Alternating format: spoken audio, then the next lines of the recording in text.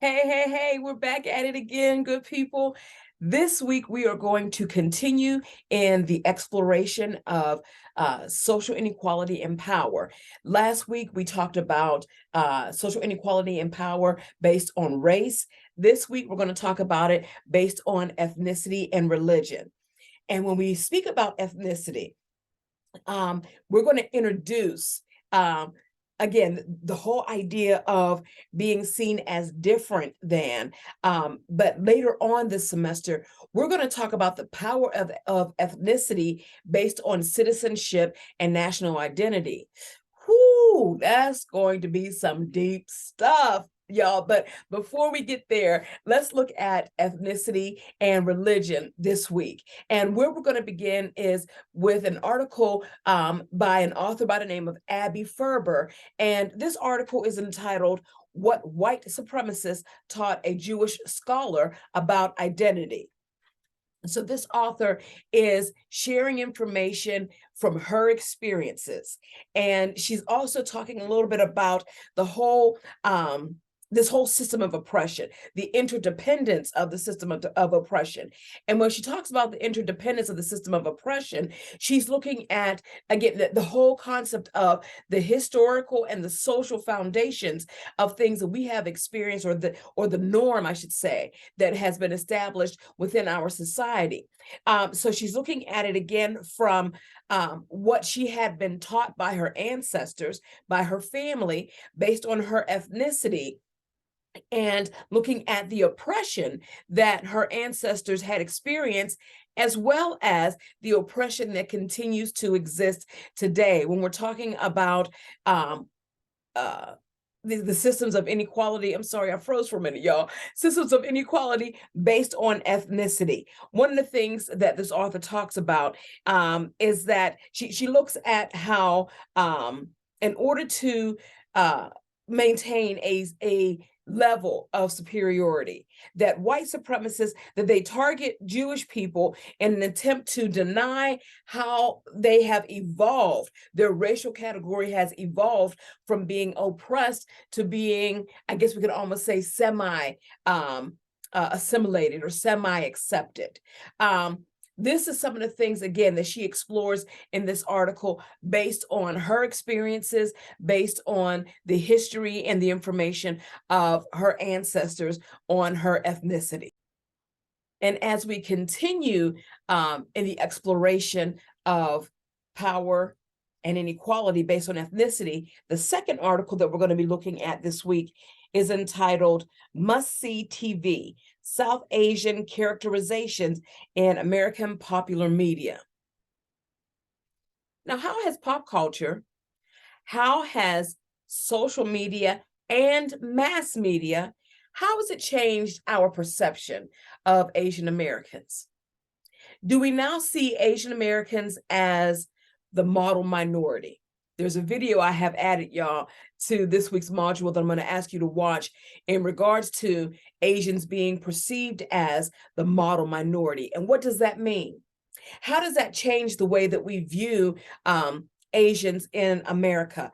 Being familiar with and knowledgeable of kind of the historical perspective that we've had, again, in our foundation. Now, if you've had your history courses, you know that there was a point in time in history during the bombing of Pearl Harbor, that at that point in time, that the American government kind of had a side-eye view of Japanese Americans. And what did we do? How did we treat Japanese Americans? How did we target them?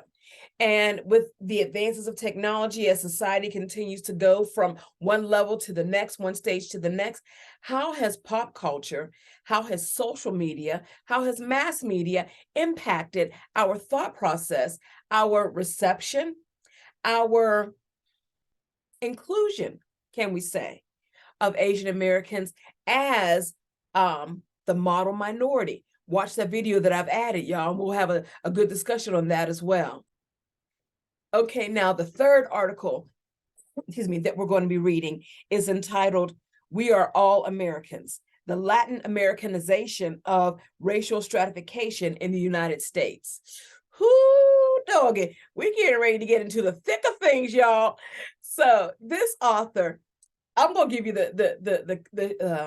I guess you could say cut to the chase on this article summary, because this author just kind of hits things like from the ground running. And one of the things that he talks about is the creation of, or the implementation of, a triracial social stratification system. A triracial stratification within our society. When he's talking about the triracial, these are the three ways that we would have that triracial system. We would have our whites, we would have the honorary whites. Who could that be? Oh my goodness. And then we would have the collective black. Oh, y'all, read this article. I cannot wait to see your participation on discussion posts in regards to some of the information that this author shared.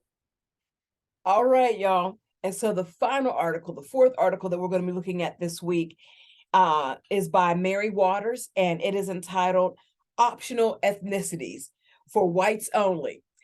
This article, oh my goodness. This article kind of, again, is the introduction to when we get a little bit further in the semester, when we talk about national identity and citizenship. This article kind of gives us the introduction to that.